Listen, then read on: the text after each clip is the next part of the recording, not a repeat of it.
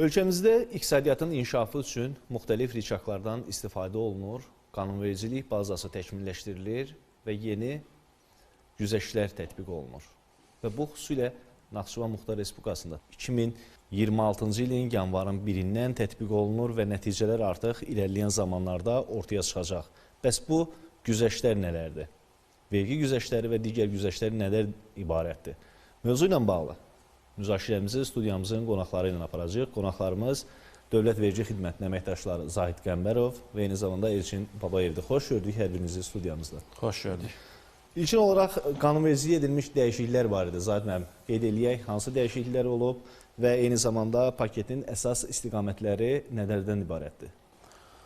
2025-ci ilin 9 dekabr tarixində Milli Məclis tərəfindən qəbul olunmuş vergi məcəlləsinə və daha 16 qanuna dəyişikliklər ölkə prezidenti Cənab İlham Əliyev tərəfindən imzalanmaqla qüvvəyə minmişdir. Beləliklə 29 dekabr 2025-ci il tarixində həm vergi məcəlləsi, həm də adı çəkilən qanunvericilik aktlarındakı dəyişikliklərlə bağlı müvafiq fərman da imzalanmışdır. 2026-cı ilin yanvar ayının 1-dən etibarən Naxçıvana yeni yanaşma ilə həm vergi, həm gömrük, həm sosial sığorta sahəsində böyük güzəştlər müəyyən olunmuşdur. Təbii ki, bu güzəştlərin, bunu yanaşmanın əsas məqsədi Muxtar Respublikada sahibkarlıq fəaliyyətinin stimullaşdırılması, eyni zamanda fiskal dayanıqlılığın təmin olunması və vergi inzibatının, vergi idarəçiliyinin ümumi mənada inkişafı ilə, təkmilləşdirilməsi ilə bağlıdır.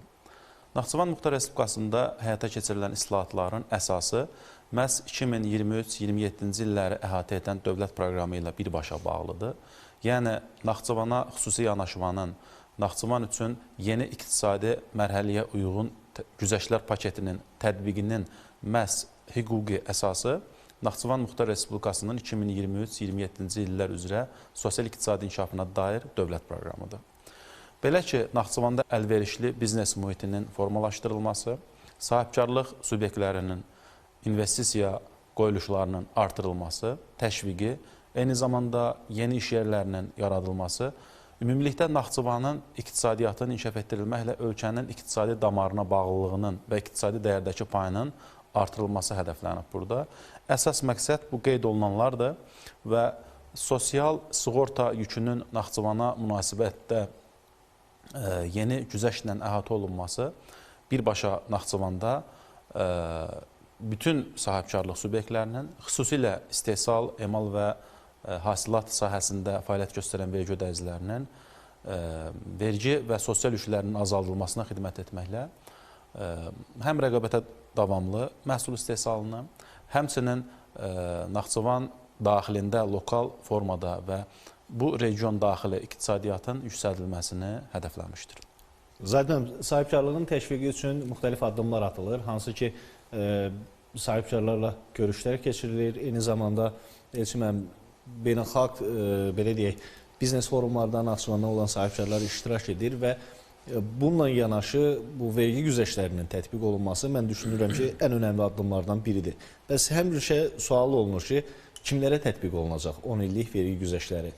Bu sahibkarlığın təşviq mexanizmi necə işləyəcək? Mən istəyirəm elə mən də sizdən soruşam ki, bu proses necə olacaq? Nicət müəllim, bu qəbul edilmiş əlavə və dəyişikliklər istər vergi sahəsində, istər sosial sığorta sahəsində çox geniş bir kütləyə əhatə eləyəcək. Amma burada da diqqət olunmalı məqamlar var. Bunlardan ən vacibi ondan ibarətdir ki, biz rezidentlik anlayışına fikir verməliyik. Yəni, bugün rezident dediyimizdə biz nəyə başa düşürük? Naxçıvan Muxtar Respublikasının rezidenti dediyimiz zaman Naxçıvan Muxtar Respublikasında qeydiyyatdan keçən və ya mərkəzi qaydada uçota alınmış vergi ödəyiciləri Naxçıvan Muxtar Respublikası ərazisində fəaliyyət göstərirlərsə, bunlar Naxçıvan Muxtar Respublikasının rezidenti anlayışına daxil olurlar. Yəni, üzr istəyirəm, Türkiyədən gəlib Naxçıvanda bir istehsal sahəsi və yaxud da xidmət sahəsi yaradan həmin o rezidentlərə aiddir. İstər Türkiyədən, xarici ölkələrdən, istərsə Azərbaycanın digər regionlarından gəlib, bəli, Naxçıvan Muxtar Respublikasında qeydiyyatdan keçib və burada fəaliyyət göstərən vergi ödəyicilərinə aiddir ki, ancaq onlar rezidentlik anlayışı ilə əhatə olunurlar və onlar bu güzəştlərdən tam mənada istifadə edə bilirlər. Və fikir verdinizsə, mən burada mərkəzi uçot sisteminə diqqət yetirdim. Məclis sot dediyimiz zaman Azərbaycanda Naxçıvanda qeydiyyata alınmayan, ancaq müəyyən şərtlərə cavab verən şəxslərdir ki, onlar Naxçıvanda fəaliyyət göstərdikləri zaman bu güzəştlərdən yararlana bilirlər. Bunlar kimlərdir? Təbii inhisar subyektləridir, xüsusi vergi rejimli müəssisələrdir, orta işçi 251 və ondan çox olan şəxslərdir və balansında olan əsas vəsaitlərin orta illik qalaq dəyəri 5 milyon manatdan çox olan şəxslərdir ki, bu şəxslər də öz fəaliyyətlərini Naxçıvan Muxtar Respublikasında qurmaqla öz biznes fəaliyyətlərini burada həyata keçirə bilərlər. Və belə bir sual yaranır ki, məsələn, bu dəyişikliklərin məqsədi burada nədən ibarətdir? Məqsəd ondan ibarətdir ki, yəni bu gün Naxçıvanda əlverişli bir iqtisadi mühit formalaşsın, iqtisadi fəallıq artsın və bunun fonunda da məşğulluğun səviyyəsi yüksəlsin və Naxçıvanda yeni istehsal sahələri qurulmaqla Naxçıvanın özünün təminatı üçün mühüm addımlar atılmış olsun. Yəni bu gün bu dəyişikliklərin məqsədi sırf regionlar içərisində Naxçıvan Muxtar Respublikasının inkişafına xüsusi diqqət yetirilməyi ilə bağlı bir məqam əhatə edir. Əslində Naxçıvan coğrafi baxımdan önəmli bir regionda yerləşir və buradan məhsulların ixracı üçün yaxşı imkanlar vardır. Təbii ki, sahibkarlar bu istiqamətə yönəlib, belə deyək, öz istehsal müəssisələrini qura bilər və nəticə etibarilə də dövlət bu istiqamətdə artıq güzəşt mexanizmlərini işə salıb və yararlana bilərlər bu mexanizmlərdən. Ən önəmli hallardan biri nədir Zahid müəllim? Bəs hansı hallarda bu güzəştlər tətbiq olunmayacaq? Doğru qeyd edirsiniz. İlk öncə qeyd edim ki, bu güzəştlər sadələşdirilmiş vergi, əmlak, torpaq, gəlir və mənfəət vergisini əhatə edir. Az əvvəldə həmkarım tərəfindən qeyd olunan, Naxçıvan rezidenti olan sahibkarlıq subyektlərinin adını çəkdiyim 5 əsas vergi növü üzrə 10 il müddətinə vergilərdən tamamilə azaddılar. Həmçinin dividend gəlirləri, bildiyiniz kimi dividend təsisçiyə ödənilən mənfəətin bölüşdürülməsi zamanı yaranan vergi öhdəliyinin 5% olduğu bir vəziyyətdir. 2026-cı ildən artıq o da güzəştlə əhatə olunubdur Naxçıvanda və idxala münasibətdə əlavə dəyər vergisinin müəyyən şərtlər daxilində istehsalçılar tərəfindən Naxçıvan Muxtar Respublikasına gətirilməsi də gömrük və əlavə dəyər vergisindən azad olunubdur. Amma bütün bunlarla bərabər güzəştdən kənar saxlanılan sahələr də mövcuddur, sizin qeyd elədiyiniz kimi. Yəni, bu bütün sahələrə şamil olunmayıbdır. Maliyyə xidmətləri, bank, sığorta xidmətləri, eyni zamanda yükdaşıma fəaliyyəti ilə məşğul olan vergi ödəyicilərinin fəaliyyəti və dövlət büdcəsindən maliyyələşən podratçıların layihələri məhz güzəştdən kənarda saxlanılıbdır. Onu da qeyd edeyim ki, Naxçıvanın istehsal potensialının mövcudluğu, resurslara çıxış imkanının mövcudluğu, xammal və əmək resurslarının nisbətən daha ucuz olduğu bir region olduğunu qəbul eləmiş olsaq, təbii ki, istehsal fəaliyyəti ilə məşğul olan şəxslərin istər xarici ölkə tərəfindən, vətəndaşları tərəfindən investisiya cəlbi baxımından investisiya yatırıldığı zaman Naxçıvanda rezident satışını almaqla həm Naxçıvanda satış, həm Naxçıvandan kənara satış, həmçinin istehsal olunmuş məhsulun başqa ölkəyə ixrac olunması bu güzəştlərin tərkibində saxlanılıb. Yəni, istehsalçı hər bir situasiyada bu güzəştlərdən tam yararlana biləcəkdir. Bu da önümüzdəki qısa müddətli dövrdə mən deyərdim ki, Naxçıvanda rəqabətə davamlı məhsulların formalaşmasına, həmçinin məhsulun maya dəyərinin aşağı olmasına, nəticədə daxili bazarın tələbatları ödənilməklə ixrac potensialının da artmasına səbəb olacaqdır. Bəs bu istehsal o cümlədən emal və hasilat sənayesində necə olacaq təşviq mexanizmləri? İstehsalla məşğul olan vergi ödəyiciləri və ya qeyd elədiyi hasilat və emal da bura aiddir. Əgər hüquqi şəxsdirsə, mənfəət vergisindən azad olunacaqdır. Eyni zamanda əmlakı torpağı varsa, əmlak və torpaq vergilərindən 10 il müddətinə azad olacaqdır. Təbii ki, istehsalla məşğul olan vergi ödəyicisi malını Naxçıvanda satsa da, yəni Naxçıvanlı rezidentə satsa da, ölkəmizin digər regionlarına həmin məhsulu göndərsə, ora satsa da və ya ixrac etsə də bu güzəştlərdən yenə də yararlana biləcəkdir. İstehsalçılarla bağlı önəmli bir detala da əlavə şərh vermək istəyirəm. Bu, sosial güzəşt paketi ilə bağlıdır. Məhz istehsalçıların işə götürən tərəfindən əmək müqaviləsi tərəfi kimi öz işçilərinə münasibətdə ödədikləri sığorta haqları da mərhələli qaydada dövlət büdcəsinin vəsaiti hesabına subsidiyalaşdırılacaq. Bu da böyük bir stimuldur. İstehsal fəaliyyəti ilə məşğul olan şəxslərə işçiyə görə ödədikləri MDS haqları hər rüpün bitimində müraciətlər əsasında vəsaitlər geri ödəniləcəkdir. Vəsait ödəniləcək, amma geri alma imkanları olacaqdır. Bu, işçinin gələcəkdə əmək pensiya kapitalının formalaşması baxımından ödənilir, sonra geri qaytarılma şərti özündə ehtiva eləyir. Təbii ki, bu da həm əmək haqqı fondunda, həm mənfəət vergisinin ödənilməsi mexanizmində, həm idxala münasibətdə əlavə dəyər vergisi və gömrük rüsumlarından azad olma mərhələsində, yəni 3 fərqli istiqamətdə güzəştin tətbiq olunması, böyük bir güzəştin tətbiq olunması böyük və əlverişli imkanlar yaradır. Nəzərə almış olsaq ki, istehsal fəaliyyəti ilə məşğul olan vergi ödəyicisi ilin sonunda bir mənfəətlə çıxdı. Mənfəət vergisini ödəmədi. Xalis mənfəətdən təsisçiyə pay, təsisçi o vəsaiti götürür, istifadə eləyir. Adətən bu belə olur, mənfəət bölüşdürülür. Və bölüşdürülmə zamanı yaranan vergi öhdəliyi dividendi də ödəmədi. Deməli, ümumiyyətlə vergi ödəmiş hesab olunmadı və bu 10 il müddətinə bu proses belədir. 10 il müddətinin olmağı daha cəlb edici, tək yerli yox, həm də xarici investorları bura daha çox cəlb eləyir. Bunu da xüsusilə qeyd eləmək yerinə düşər. Mən düşünürəm ki, bəli, Naxçıvan üçün gələcək 10 il önəmlidir. Sahibkarlığın, biznesin inkişafı üçün xüsusilə seçilmiş bir dönəmdir. Və dövlət proqramında bir çox bəndlər vardır ki, hansı ki, ticarətin inkişafı, eyni zamanda turizmin inkişafı və digər iaşənin, tikintinin və xidmət sahələrinin inkişafı nəzərdə tutulub. Və bu sahələr üçün bəs vergi güzəştləri tətbiq olunacaqmı? Zahid müəllim qeyd elədi. Bu sahələrdən, məsələn, istehsal sahəsində Zahid müəllim qeyd elədi.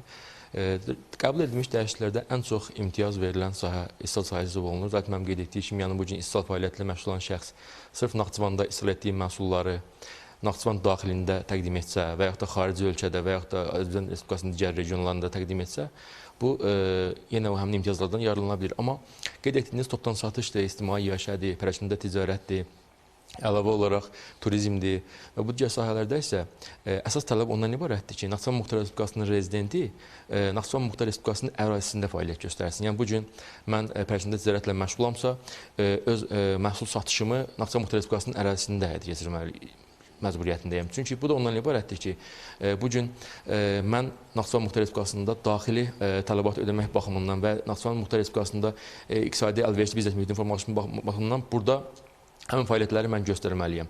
Turizmdə də bu qayda keçərlidir, eyni qaydada ictimai yaşayışda bu proses keçərlidir və turizmdə də bir diqqət olunmalı məqam ondan ibarətdir ki, bu gün ölkəyə müxtəlif turist axını cəmlənmək üçün və yaxud da turizm şirkətlərini bura cəlb etmək üçün ölkə daxilində mehmanxana xidmətlərinə görə ödənilmiş əlavə dəyər vergisinin qaytarılması prosesi də digər xidmətlərdən daha yuxarı təsbit olunmuşdur. Belə ki, mehmanxana xidmətlərinə görə ödənilmiş dəyərin təkimindəki ƏDV-nin nağdsız qayda ödənilirsə 30%, nağd qayda ödənilirsə 5% istehlakçılara geri qayıdır. Bu da turizm potensialı baxımından Naxçıvanın gələcəkdə turizm imkanlarının inkişaf etdirilməsi və bu imkanlardan istifadə edilməsi baxımından çox mühüm əhəmiyyət kəsb edir.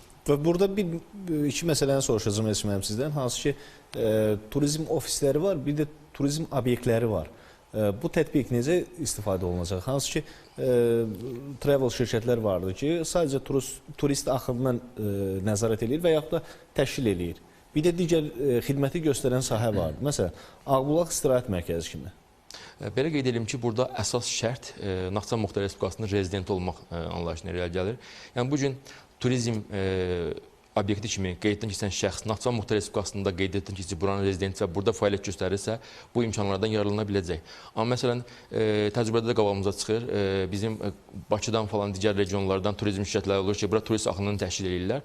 Artıq xeyr, həmin o turizm şirkətləri bu imtiyazlardan, bu güzəştlərdən yararlana bilməyəcəklər. Aydındır. Bir də haşiyə çıxmaq istəyirəm icazənizlə. Elçin müəllimin dediklərinə əlavə olaraq bildirmək istəyirəm ki, vergi ödəyicisi əgər ƏDV qeydiyyatındadırsa və eyni zamanda qarşı tərəf istehlakçıdırsa, o həmin vəsaitin geri alınması, 30% nağdsız ödənişlərdə ƏDV-nin geri qaytarılması mümkündür. Burada Naxçıvana turizm axının artması, bu sahədə şəffaflığın təmin olunması, ödənişin nağdsız formada həyata keçirilməsinin təşviqi baxımından 30%-in geri qaytarılması da böyük bir məbləğdir. Və nəzərə alaq ki, bu yalnız mehmanxana və gecələmə xidmətlərinə aid edilən sahələrə əhatə edir. Zahid müəllim, biz bilirik ki, pandemiyaya görə sərhədlərimiz hal-hazırda bağlıdır. Yəni turizm hələ ki indi üçün gözlənilən məsələ deyil, amma mən düşünürəm ki, bu perspektivdə çox yaxşı imkanlar təqdim edəcək. Elədir, Naxçıvan Muxtar Respublikasında yataq sayı mehmanxanalarda 2000-in üzərində deyil. Bu bir statistik araşdırma edilsə görülə bilər və önümüzdəki dönəmdə Naxçıvana turizm axınının olacağı nəzərə almış olsaq, təbii ki, bu gələcəkdə böyük perspektivdə çox həm də bir böyük stimul olacaqdır ki, bu ölkəmizdə yalnız işğaldan azad olunmuş ərazilərdə belədir, 30% gecələmə qalma xidmətlərinə və bir də Naxçıvan Muxtar Respublikasında belədir. Və bu eyni zamanda sahibkarla bərabər şəxsləri də təşviq edir ki, bəli, gəlin bizim xidmətlərimizdən istifadə edin. Həm də geri ala bilir. Geri ala bilir. Eyni zamanda mehmanxanalar da qiymət rəqabətinə girə biləcək artıq ki, regionda deyək ki, bu qiymətləri biz təklif edirik və bunun üzərində artıq başqa bir yer təqdim edə bilmir. Elədir. Bir də bir məsələ vardı, Zahid müəllim, hansı ki, əgər sahibkar Naxçıvanda fəaliyyət göstərmirsə, kənarda fəaliyyət göstərirsə, bu necə olacaq? Əgər vergi ödəyicisi, sahibkar Naxçıvan rezidentidirsə, bu güzəştlərdən yararlana biləcəkdir. Yox, Naxçıvan rezidenti deyilsə, o ola bilər ki, bir fəaliyyətlə Naxçıvanda məşğul olur, eyni fəaliyyəti həm də Azərbaycan Respublikasının digər regionunda edir. Bu zaman güzəştlərdən yararlanma imkanı məhdudlaşdırılıbdır. Burada həm vergi yığımlarında riskin formalaşması, həm eyni zamanda fiskal dayanıqlılığın təmin olunması baxımından böyük risklər təşkil etdiyindən, vergidən yayınma sxeminə səbəb olduğundan, yəni ona nəzarət mexanizmi də çox çətin ola bilər. Vergi ödəyicisi Naxçıvan rezidentidir və fəaliyyətini Naxçıvanda göstərirsə, bu güzəştlərdən istifadə edəcəkdir. Yox, eyni fəaliyyəti Azərbaycan Respublikasının digər bir bölgəsində, misal üçün Bakı şəhərində də eyni fəaliyyəti yerinə yetirirsə, həm orada, həm burada eyni fəaliyyətdən söhbət edirəm, bu zaman güzəştləri tamamilə itirəcəkdir. Bu, fəaliyyət sahəsindən asılı olmayaraq itirilən güzəştlərdir. Aydındır. Zaten mən dediyinə əlavə vermək istəyirəm. Burada qeyd etdiyiniz kimi, eyni fəaliyyət növü ilə məşğul olduğu zaman bu güzəştlərdən artıq istifadə imkanı vergi ödəyicisi məhdudlaşır. Amma ola bilər ki, vergi ödəyicisi Naxçıvan Muxtar Respublikasında bir fəaliyyət növü ilə məşğuldur, Azərbaycanın digər regionunda başqa bir fəaliyyət növü ilə məşğuldur. Bu zaman artıq vergi ödəyicisi hər fəaliyyət sahəsi üzrə uçotu ayrı aparmalıdır. Bu zaman Naxçıvan Muxtar Respublikasındakı fəaliyyəti üzrə güzəştlərdən yararlana biləcək, digər regiondakı fəaliyyətin üzrə güzəşlərdən yararlana bilməyəcək. Yəni, bu diqqət olunmalı məqamlardan biri kimi çıxış eləyir. Aydındır. Elçin, bəs Naxçıvana idxalla bağlı ƏDV güzəştlərinə istərdim toxunaq. Bu proses necədir? Diqqət olunmalı məqamlardan biri də dəyişikliklər paketində bu məsələ ilə bağlıdır. Bugün əlavə dəyər vergisindən idxal zamanı azad olma bütün Naxçıvan Muxtar Respublikasının rezidentlərinə şamil olunmur. Burada çünki diqqət olunmalı bir nüanslar var. Biz həmin o nüansları 3 istiqamətdə qruplaşdıra bilərik.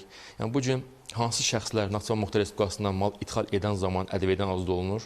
İlk növbədə sənaye və texnologiya parklarının rezidenti olan şəxslərdir ki, bunlar istehsal və xidmət üçün texnika texnologiyaların, digər amal avadanlıqların idxalı zamanı İqtisadiyyat Nazirliyinin təsdiq edici sənədini almaqla bu əlavə dəyər vergisindən azad olunurlar.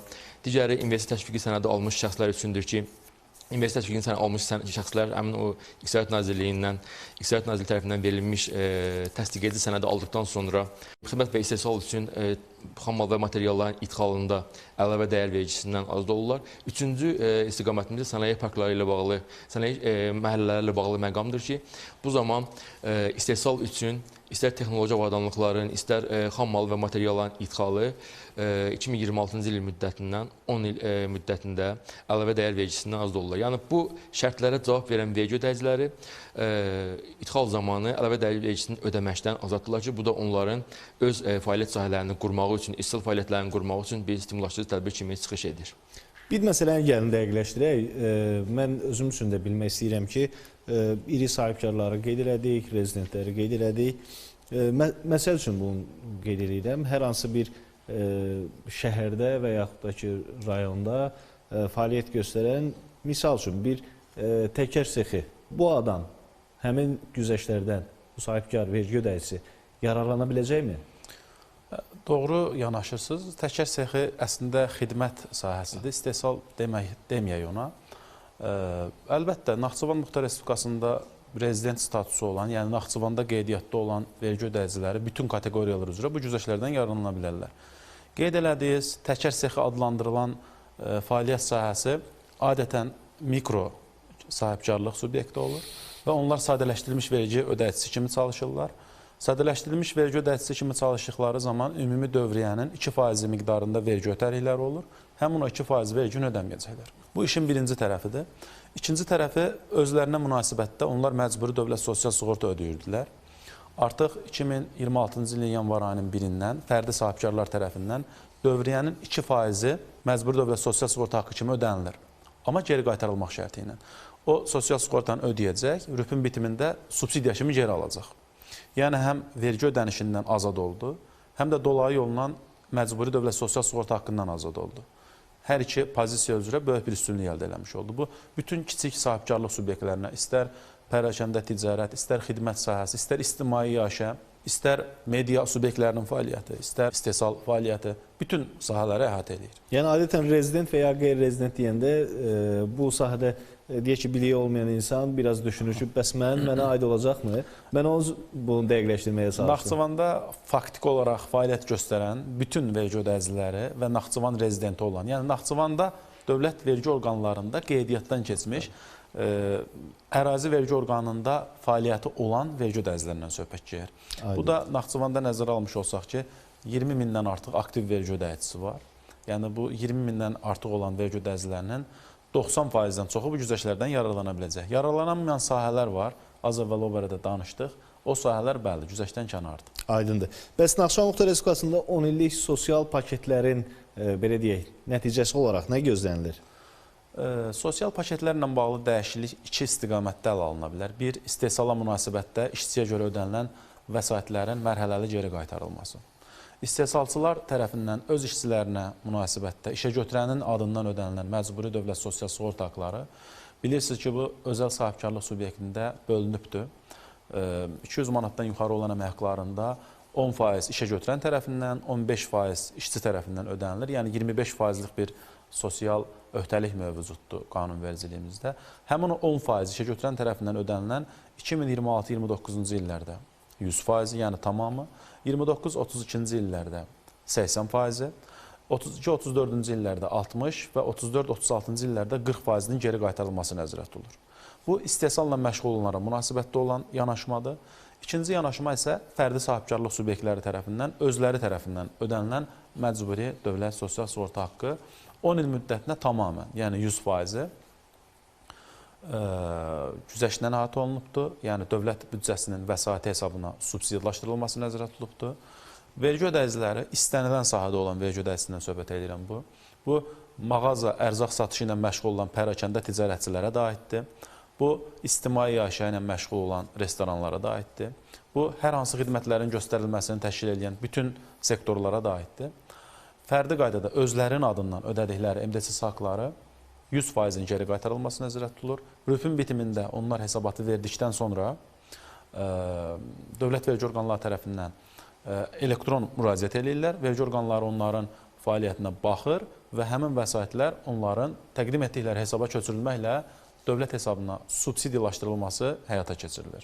Bu, həm fərdi qaydada sahibkarlıqla məşğul olanlara böyük bir stimuldur, həm də istehsal fəaliyyəti ilə məşğul olan sahibkarlıq subyektlərinə böyük bir güzəştdir əslində.